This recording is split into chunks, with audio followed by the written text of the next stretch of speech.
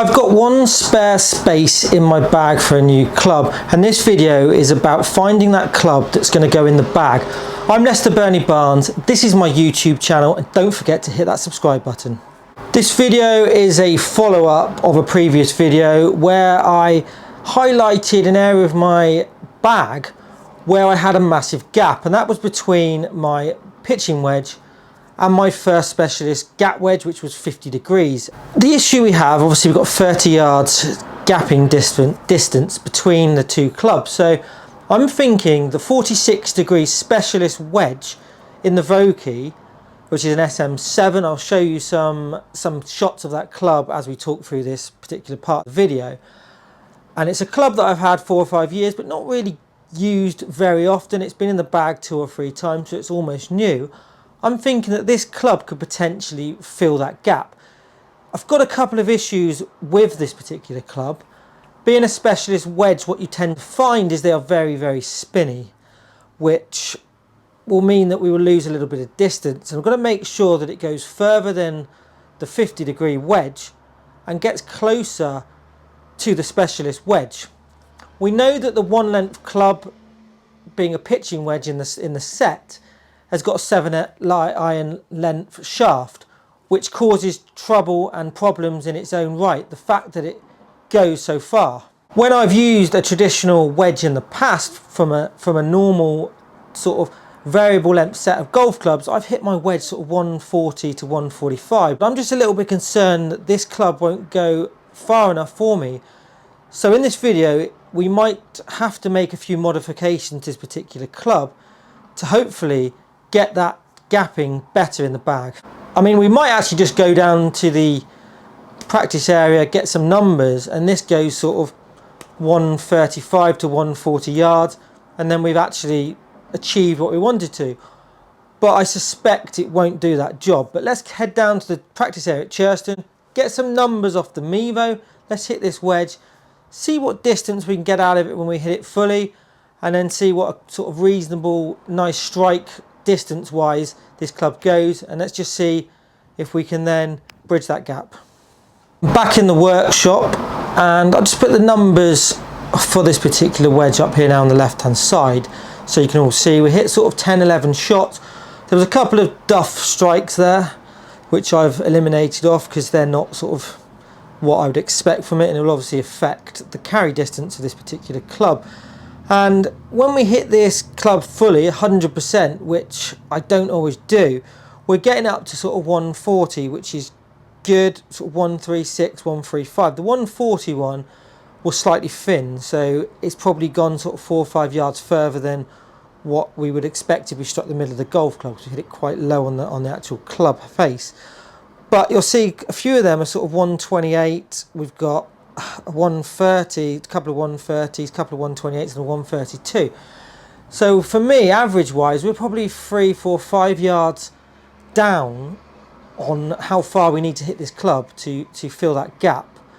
So let's just now talk about a few ways that we can actually alter this particular club to hopefully make it more suitable and maybe be able to put it into the bag and game it. I've had a few ideas, and probably the easiest idea would be to get a variable length pitching wedge and put that in the bag. It obviously wouldn't match in with a set, but it might actually fill that gap. And if this doesn't work, what I'm going to suggest I do, then that could be the next option, and that could be a future video. But I want to try a few things with this particular wedge to start with, mainly because I like the look of the golf club, I like the colour of it, and it blends into the set quite nicely. The simplest thing to do would be to alter the actual loft of the golf club. We've got 46 degrees, 10 degree F in the Vokey at the moment, so if we took it down to sort of 45 or 44, yes, it would affect the way the club looks. It would change the offset slightly on it. It would also change how the actual sort of bottom edge and leading edge makes contact with the turf. There is reasons behind that. When you change and alter a club, you do affect other parts of the golf club, and that is probably what I'm going to do to start. I'm going to change it to 45 degrees in loft, but I'm also going to do something else to the length of the golf club. And what I'm going to do is I'm going to add an inch, maybe an inch and a half in length to the golf club to bring it more in line with my specialist irons being 1 length. I'm not going to make it a 7 iron length because that will change the lie angle so much.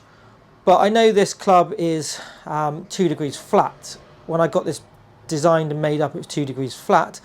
So by extending it, we're going to make it slightly more upright. So we're going to bring the lie angle closer to neutral than what it is now, which is, to me, is not a bad thing, because then that would marry in with the rest of my clubs. Dan had quite a good suggestion as well. He said, why don't you get a 9 iron and loft it up, which again is a good idea. And I'll be honest, I hadn't actually thought of that until he mentioned it, and it's similar to my idea with the pitching wedge. But I think I'm going to do this first, like I said, and then see how we get on with that, do a bit of testing and see whether that makes a difference. So I'm going to extend it by 1.5 inches, and we're going to de-loft it by 1 degree, but we're going to leave the lie angle as it is and hit it and just see what sort of shape we get with it. If we suddenly start missing it one way, then we will then alter the lie angle. So let's just show you the process of changing the loft of the golf club and also extending the shaft. I'm just going to put this into the vise and just check what the actual lie angle is. I'm pretty confident that it will be, as it says on the tin, 46 degrees. And I know how you like to have a good look at that as well, just to confirm it is 46 degrees. I'm just about to change the actual loft and de-loft the club by degree, but I've now just had a little think. I've changed my mind. I'm actually just going to extend the golf club, just because I'm worried about changing a few of the characteristics of the golf club.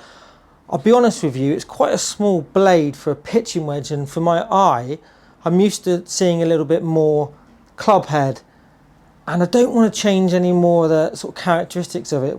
So I'm actually just, all I'm going to do now is I've just literally thought to myself, let's just change the length of the golf club and see what effects that has to the actual distance I can hit this golf club. So first stage, I'm going to remove this grip. So I want to save the grip.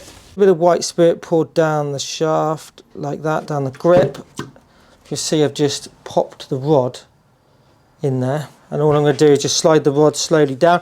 You've got to be a bit careful on this first bit because it is quite a soft rubber before we go into the cord, and also you've got to be careful when you push the actual rod beyond the cord, beyond the rubber into the cord. Sometimes you can actually split that as well. Okay, we've gone through the first bit okay.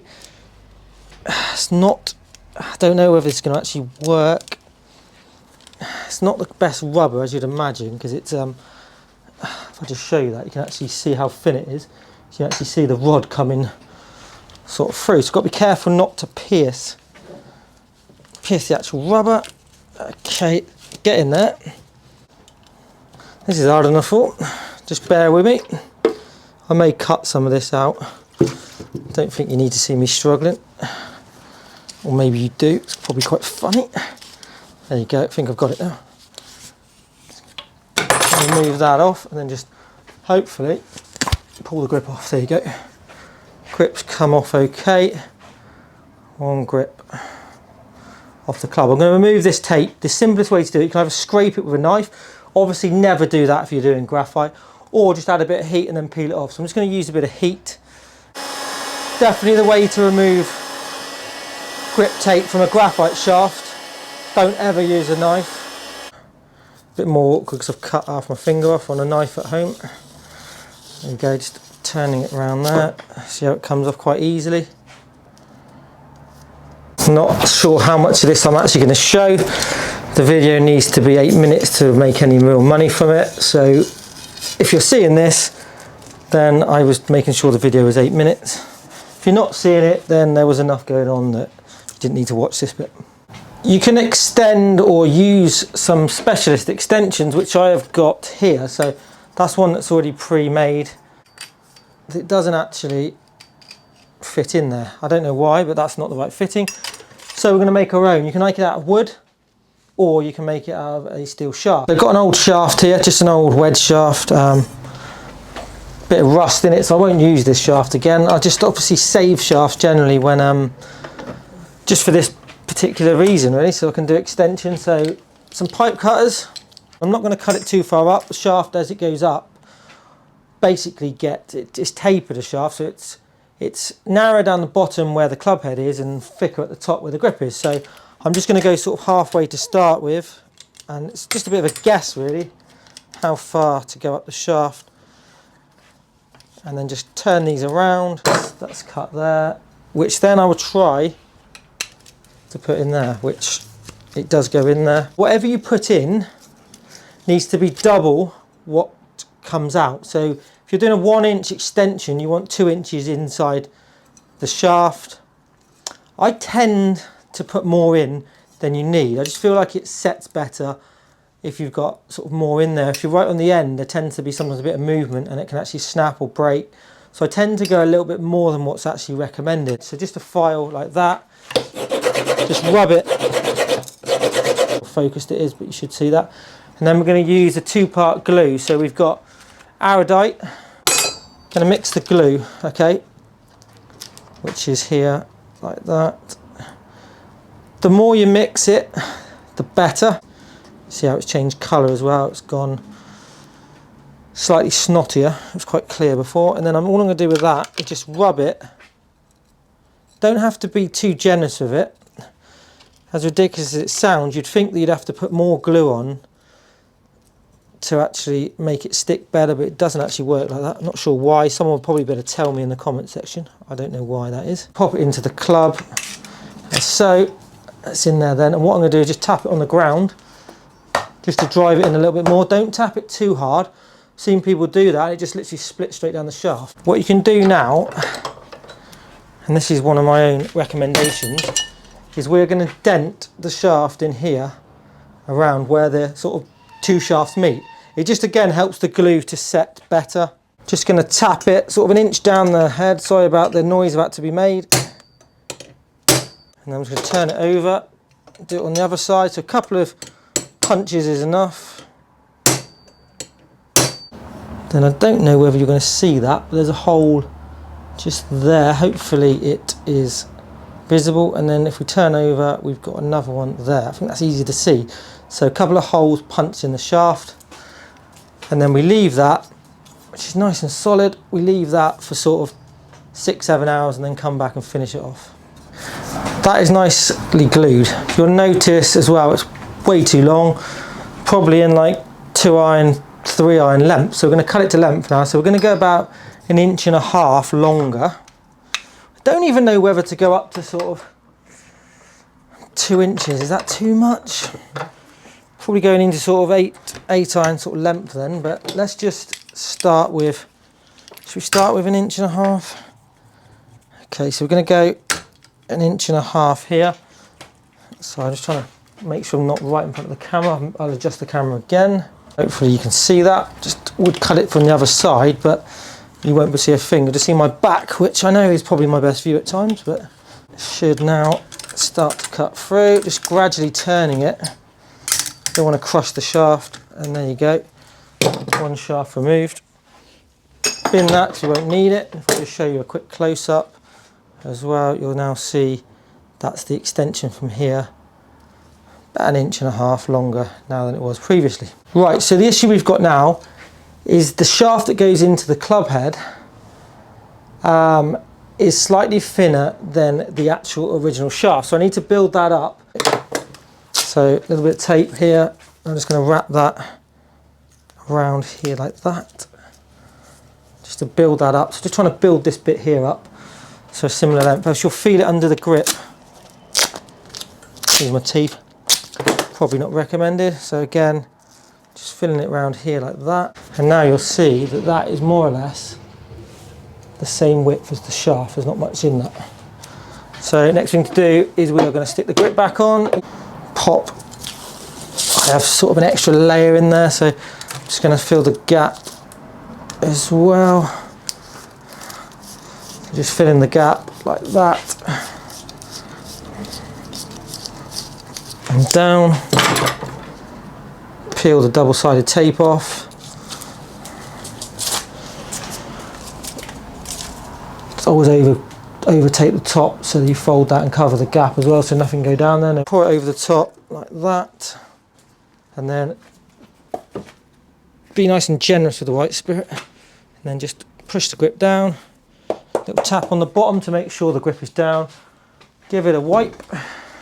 I'll just show you the length of the wedge, like a traditional wedge now, and you'll see that's probably like 8-iron length, so slightly less than what my one length clubs are, but again quite a lot longer, so it's going to play. Hopefully that's going to give me 3 or 4 yards, maybe 5 yards further, which will be absolutely perfect to fill that gap.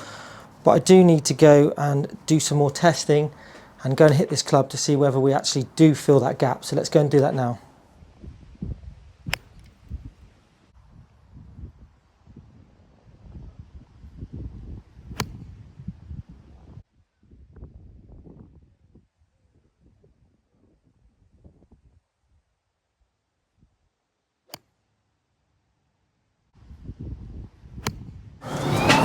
So now we've hit that club, we've literally gained that sort of 3-4 yards that or 5 yards really, that we really wanted to. So that would fit in quite nicely into the set. So distance wise, absolutely perfect. I will just mention at this stage as well, the lie angle, when I put the club down, it doesn't quite look right to me. It looks, although it's meant to be, you know, we're closer to standard, it still, for my eye, doesn't quite look right. The flight was pretty good, it was pretty straight, but I want to try it on the golf course. I think it's important, anytime you do any alterations or get a new club and put it in the bag, then make sure, if possible, you try that golf club out before you purchase it, or before you put it in play into an actual golf competition. Try it on the golf course, because there's no substitute for putting it into play and seeing how it actually performs under pressure. I think for me that is the most important thing you can take from this. Is it might be giving me the right numbers, but the way the club is, the makeup of the club, how it looks, etc., then it might not be suitable to go into the bag, but I won't know that until I've actually hit it. Also, if I was in a bit of a rush to do this or get this sorted, I would probably do the 9-iron, bend that as well, get a wedge out and test that as well. But I think that is a future video if this doesn't work. And it's quite good to document the changes and the equipment changes we're making, and just to show you how easy it is to do it and how you can sort of tinker a little bit with your golf clubs to really fill that gap. Hope you've enjoyed this video, just a really quick video, and a few people had asked me about what I was filling the gap with and what I was going to do. So for those people, I hope you've enjoyed this video. Thanks for watching. Remember, if you don't subscribe, then please consider hitting that subscribe button. Just gone past 8,500 subs. It'd be great to get that up to 10,000. So please maybe tell a few friends about the channel as well. If there's any videos you want me to make in regards to equipment or any other bits to do with golf, then again, hit them in the comments section. I'll see if I can make some content that you guys and girls really want to watch. Thanks for watching.